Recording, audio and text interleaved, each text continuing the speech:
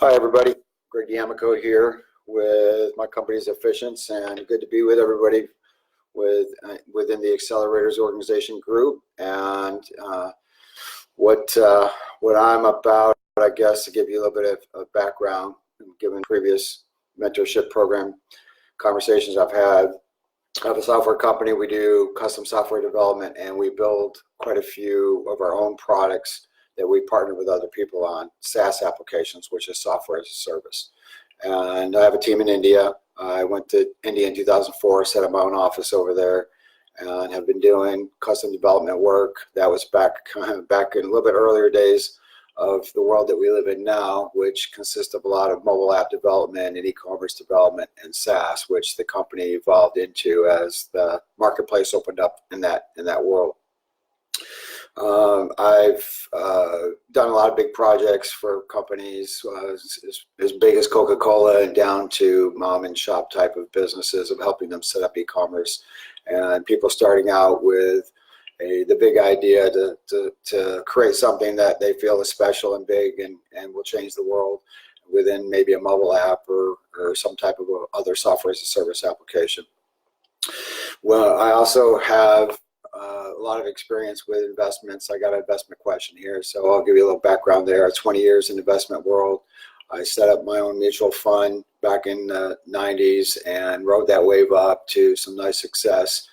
Up into 2000, we had the #1 growth and income fund in the country for 3 and 5 years at that time. And given what I was doing at that time with investing, I decided to open up a world of opportunities within software, because a lot of the research and the investment philosophy we had was about connectivity and investing in where things were going. And I saw the future being software. So when I sold the investment firm, that's when I got into the software company and opened up an office in India and have been doing software ever since. I love this space. I love doing what I'm doing. I love entrepreneurialism and running businesses. So I've had quite a few.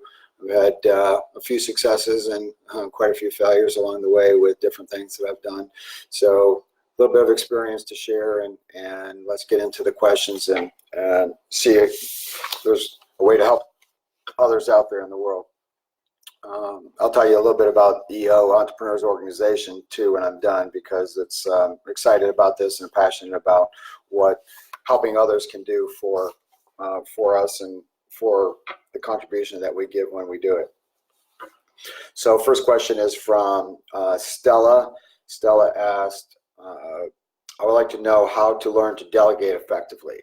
I am still struggling with letting go of tasks that someone else could do for me instead and save me time to focus on more important stuff. There are many articles that I've read on delegating, and reading those did not bring me to any further, as I am sure of what skills I do need to develop first. How do I lead myself? Hope that makes sense. Thanks for your time. Okay, Stella, well, delegating is huge, and I've ran companies with, like I've had 60 employees with my software company at one time. It's not where it is now. I had 10 here in the US and 50, 55-ish overseas in my India office. I had my investment firm. I had 10 people there that worked with us in the doing investment related research and other office work.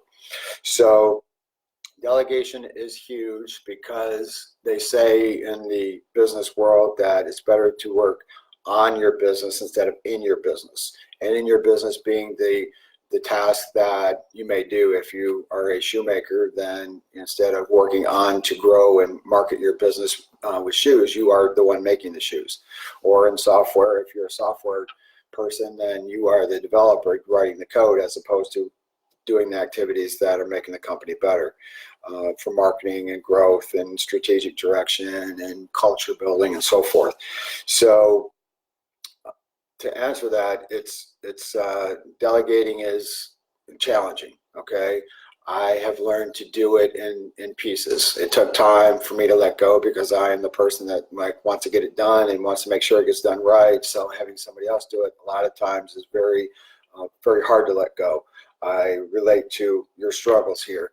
And so it's a matter of getting it started with people. You got to bring in the right people, okay? It's about hiring people and having those people that you have confidence in. And once you start there, you give a little bit and watch it get done. Realize that you can let go and get that feeling that when you let go, you got something will get accomplished. So it's a small one-step type process that I would take to do this. And when you make that happen, you will have the rewards of freeing up your own time and allowing yourself to engage in the more important task of running a business. So it's maybe I'll come back to that a little bit with a couple of questions that kind of have relationship to that. So let's go to the next question. This one is from Brianna Carroll. I have a few people that are looking to collaborate with me and put on one-time marketing events between our companies. We're looking at doing these collaborations, or when looking at doing these collaborations, how do I determine who does what and how much we do invest in the return on investment? How would you advise to start these conversations, and are there any particular things I should look out for? Well, the thing about this is I would probably go to the Stephen Covey philosophy of look for the end in mind, or start out with the end in mind. And I would create a framework of what you want to get out of that collaboration. Okay, what type of profitability are you looking for? What type of benefit that you're offering each other within the ideas of what you're going to work together on. So what do you want to get out of it? What is the profit opportunity? What's the relationship? What's the co-opportunities for marketing together? And when you build out those take those notes and build out that understanding of what you're looking for, then work backwards from there to having the discussions with the other parties and partners that you're looking to market with. So there's always opportunities to have some type of thoughts with the marketing space, like what are the reasons for doing this? Is it because you're saving money together when you're marketing? What are the other things that you're looking to accomplish? And then get that, look for those outcomes, and then go work backwards from there. Next question is Flora Sage. Flora asks, as I grow my business, I find I need more spiritual support and tools to keep working on myself and my own mindset. What apps, tools, and resources do you use as far as helping you support your spiritual side of growing a business? Thank you for your time, Flora. Well, very interesting question, because I have spent a lot of time in this space. I actually got what would be called a success coach back in around 2000. And started working with this person. I achieved a lot of success at that time, and still felt like there was something missing. And so when I guess I was looking, and when I was looking, the teacher appeared, and I found a coach that I worked with that helped me a lot. I did weekly calls with that coach, and from there I developed an approach to life where my mornings start out with somewhat of a yoga-ish type stretching routine that I do in the morning. And then I do some breathing exercises that allow for me opening up into awakened connection and so forth. Those things that people will call meditation, they'll call just being peaceful, being mindful, and so forth. And I found that when I do that first thing in the morning, then the things that get thrown at me throughout the day are not as, don't feel as chaotic. It creates a peacefulness that allows me to breathe through the difficulties and make better decisions, I think, when you feel more grounded and in that type of space. A couple things that I could recommend would be The Prosperity Paradigm by Steve D'Annunzio is a good book that helps to open up your mindset around business and making money along with the spiritual side of things. Another book that resonated significantly with me was Conversations with God. And there's a section in the book about having to talk about looking at money and so forth from a more of a spiritual perspective, and how not to push it away. A lot of times in life we push money away from us by thinking that something's wrong with having it and not allowing that abundance to flow into our lives. So again, just taking that morning, setting up some type of routine when you start your day. It may be a different time for some people, but it works best for me in the mornings, where I can get outside a little bit, feel the sun, and be a part of somewhat, whether it's a walk or just being out on my balcony, overlooking water or some type of scenic environment, and taking that time. Something else that I've used is what's called a mind movie, and it's actually, I think it's mindmovie.com, that you create pictures of what you want in your life, and you put music and stuff to it, and when you have a mind-heart connection by watching the movie, it helps to attract things into your life that you're looking to obtain. So personal, spiritual, and financial. So it's an excellent tool. Also, I would consider looking. Peter Sage is a coach out there that teaches a lot of this space around the financial, spiritual side of things also, and somebody I've been following and watching his program. And so just look up Peter Sage and the type of, he's got different coaching programs and videos that you can watch around what he's doing. Let's go to the next question. Okay, this is from Eric. Eric said, our company offers a free estimate. Every once in a while, we get a client that isn't there on time to reschedule reschedules last minute. Our average service cost about $1,200. This takes away the opportunity for us to make a sale to another client as we are booked out. What are our options? Do we give a 48-hour cancellation policy and charge $150 for the next estimate date? If no show, then credit the $150 if they go with our service, or implement something different. Any suggestions appreciated? Well, Eric, I don't have a lot of experience in that space. It's always been frustrating in business whether it's scheduling appointments to meet with somebody, they don't show up, they're not there, doing like RFPs, which I don't do anymore because of the chaos around doing an RFP, but some people live in that space, and it's a lot of work goes into doing an RFP, and you put them out there, and a lot of times people are responding to RFPs in the sense of that people are just they already know who they're going to go with, but they have to get the appropriate number of responses so that they can meet some quota that they have to approve to the higher ups. And so it's very frustrating that when people put in a lot of work like that, they don't get a return on it. It is, in one sense, it is a part of doing business. So there are a few things that you can do. Charging money for the appointment is a way to give yourself a little bit more respect. So there may be I would say probably a trial and error approach to implementing something like that. I would start it out with a reasonable amount of money that you don't feel is going to be too much. But if people are willing to, when you talk to people and they pay that amount of money, you know that they're giving you a little bit more respect for their time.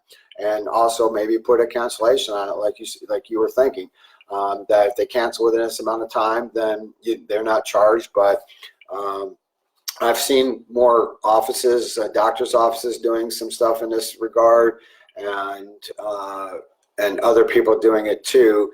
So I think it's becoming more acceptable to the community, and I definitely consider that option.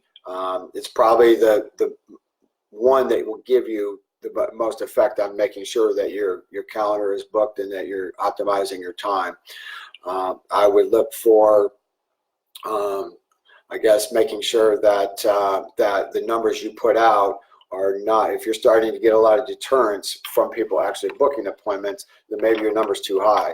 So start out with a number. I don't know if 150 is the right number. I'd probably start a little bit lower, but it's going to be dependent on maybe doing a survey to some of your clients, asking them, hey, what would you think about this? If I was charged a fee to do this, would you feel comfortable with that? So start with a survey, give a little market feedback. It's always great to go out and go to the marketplace and get some feel. So talk to some of your best clients that you used in the past, telling them you're having this problem, and get some market research in play to figure out the appropriate numbers that will help you.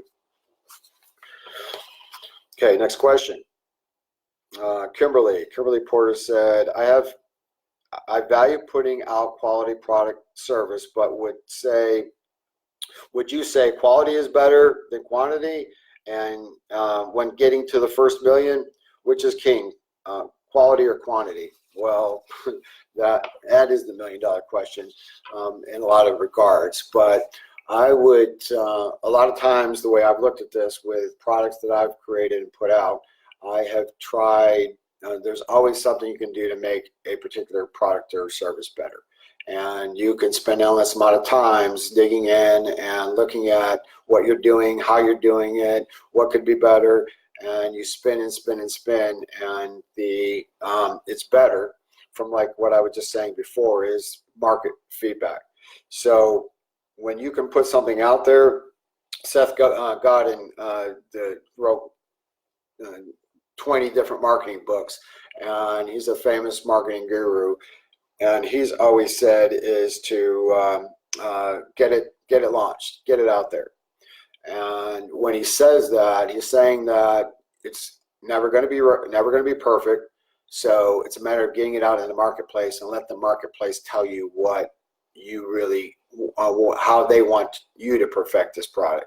So as long as it doesn't have lots of bugs, it's going to make you look diminish your reputation, make you look like you don't know what you're doing, then the quality of the product is relative to that, okay? It's relative to making sure that you meet some minimal market standards, that it works and it's acceptable from a software perspective. Where I come from, that would mean like not having a lot of bugs in it, that you actually go through a process of buying the product or signing into a site, that you get access to it, that you can have a forgotten password type situation, that you can move on and on, so that you can flow through the system, you can actually check out of a system, and so on and so forth, that you're not going to have a lot of flaws in it. Now, does that process flow as optimally as possible?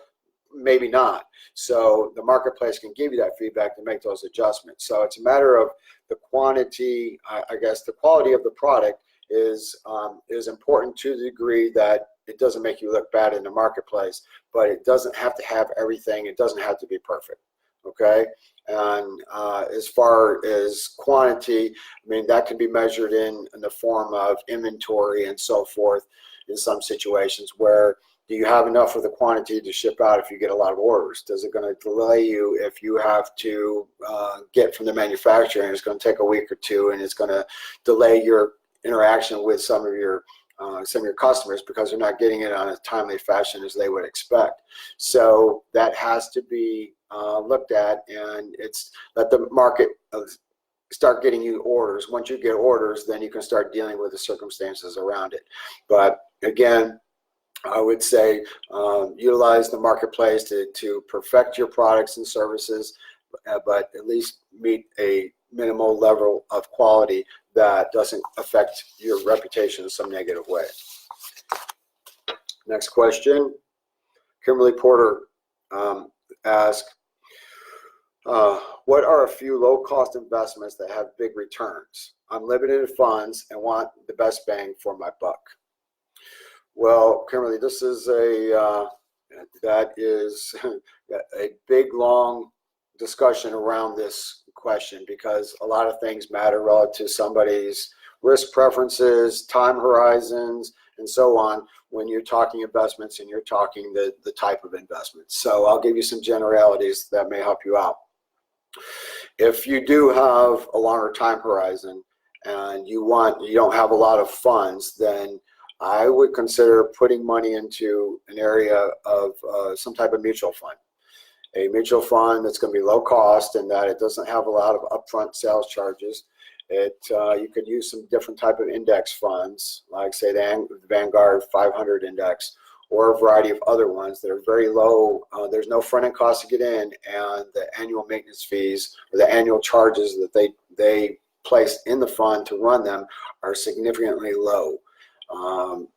I mean, like if you understand basis points, that's a percentage. That is like some of these funds can be at 0.10% that they charge to manage those funds. That means more of your money is going to work for you and less is being taken out in expenses to run the fund.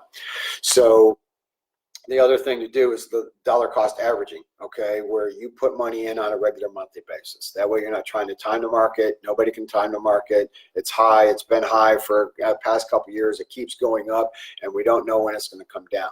And so by taking a monthly sum and setting that aside every month over a long period of time, you're going to buy in. You're going to buy less shares when the market's high because you're putting in the same amount. If the share price is higher, then you're going to get less shares. When the market goes down and you're putting in that dollar amount, you're going to get more shares. So you're going to buy. You're going to average with what they call dollar cost averaging your shares over a period of time that are going to be lower, and you are going to be getting your money in without the worry of trying to pick timing, which a lot of times that can hold people back from actually making an investment, and then they'll never get a return on their money. So to get the biggest bang, some type of equity fund that is spread around a portfolio using maybe an index. You can use an index that is in the S&P 500. You can use an index of large cap stocks. You can use an index of foreign or globally traded international stocks.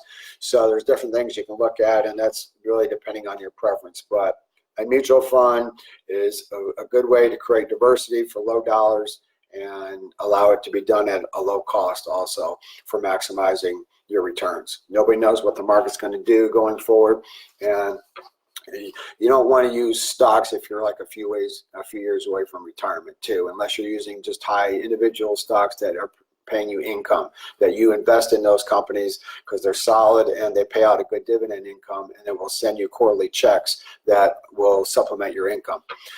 Is one way to look at that if you're close to retirement. If you're not, you have a long time long time horizon to grow your money. I would put it into a good stock mutual fund.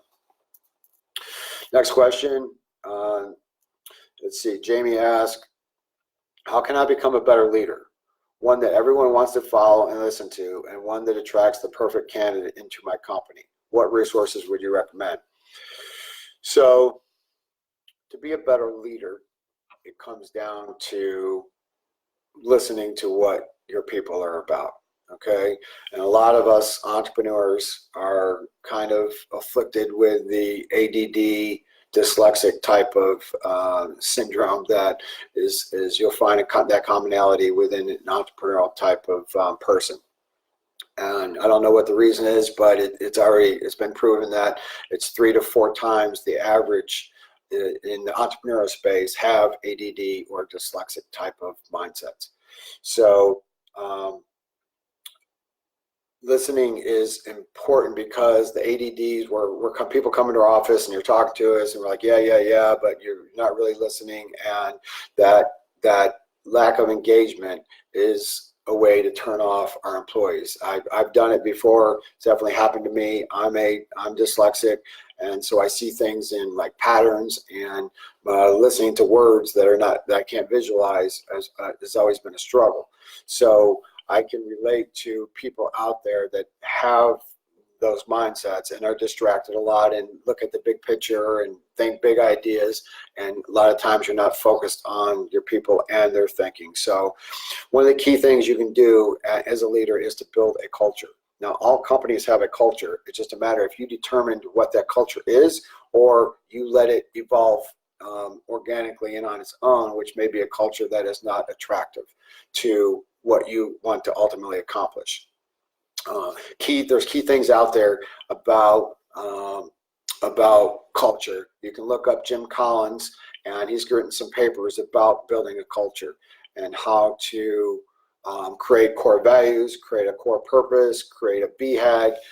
BHAG is a big, hairy, audacious goal. So if you want to have a team of people that you want to follow, then you got to give them a purpose and you got to give them a direction. And you give people a direction, something that's bigger than them, bigger than what they are trying to do individually, and you create a sense of accomplishment and a team that are all working together to this one ideological or goal that you've put out there. So if you remember, those that can remember, go back from history and remember that John F. Kennedy's idea of putting a man on the moon, when he made the speech in 61 or 62, by the end of the decade, which would have been 1970, he was assassinated and gone shortly after he said that. But that idea he put out rallied a whole country around coming together and putting a man on the moon, which we landed a man on the moon in 1969.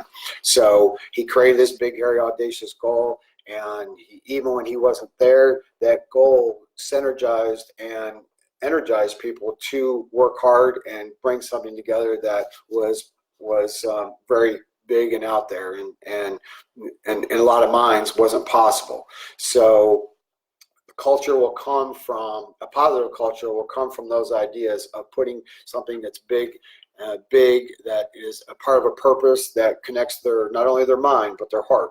As I was talking before, when you align both your mind and your heart, you can work towards the bigger vision of what you want to accomplish, and a sense of putting out that right vibration out there in the world that attracts things to you. So other things about that, actually in the near future, I'm working on something with this empathetic listening. I've partnered with Eric Maddox, who is the guy who caught Saddam Hussein. And he did it, he was the interrogator for the military that caught him, and he did it without waterboarding. He did it through empathetic listening. So by listening to the enemy, he was able to get them to tell and share information by just listening to them and focusing on them. And he did this when he was talking and they weren't talking the same language. He had an interpreter, and he was able to get people to open up. And when you listen to people and you have an idea of where they are and what they are wanting to do, one of the most important human needs is to be heard.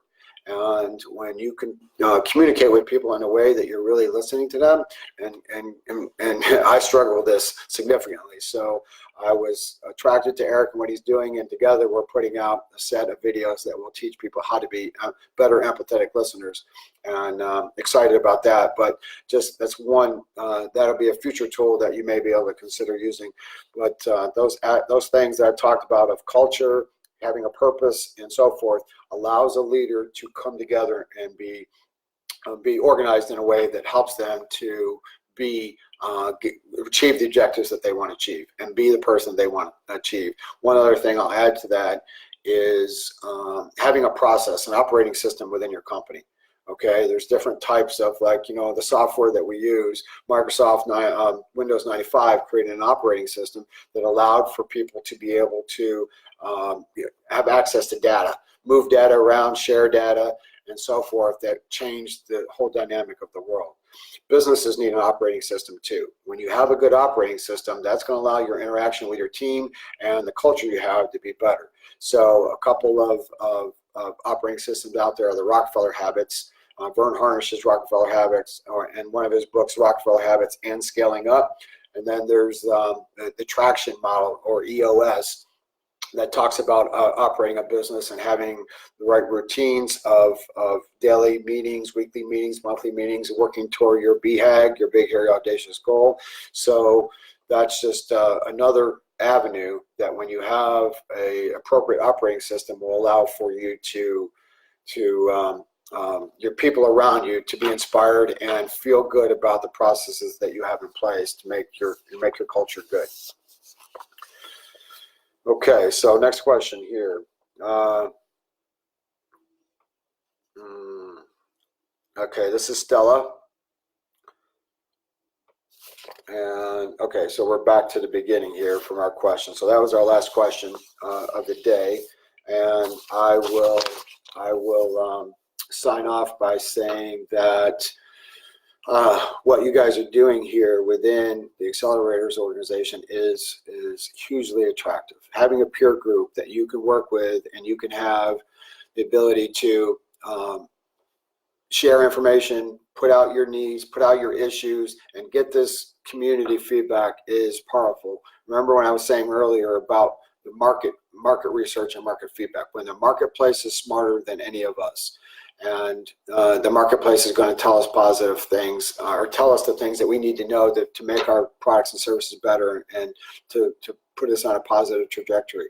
So having a group like this is also the same. I've been in Entrepreneurs Organization, EO, since 1999, and it's been life-changing for me. The people I've been around, my forum that I've been in for the past 20 years has been significant in making my life better, and keeping me out of trouble in business, and helping me get out of trouble in my business. So surrounding yourselves with the appropriate peer group is huge. AO is about that. EO is about that. So I love sharing in this space, because it's what we do when we're in the entrepreneurial forum. We put out ideas or issues that we have, and we discuss them and share, and we all learn from that. No matter whoever has the issue and what they're talking about, we all get to come out of that meeting with some sense of understanding about the experiences that other people have had, to help take away some potential strain, struggles, pains that we could run into by not allowing ourselves to be open to these type of sharing experiences. So good luck with your business. Look forward to sharing more in the future. Any questions about this, please post, and I look forward to responding and helping in any way. Till next time, take care.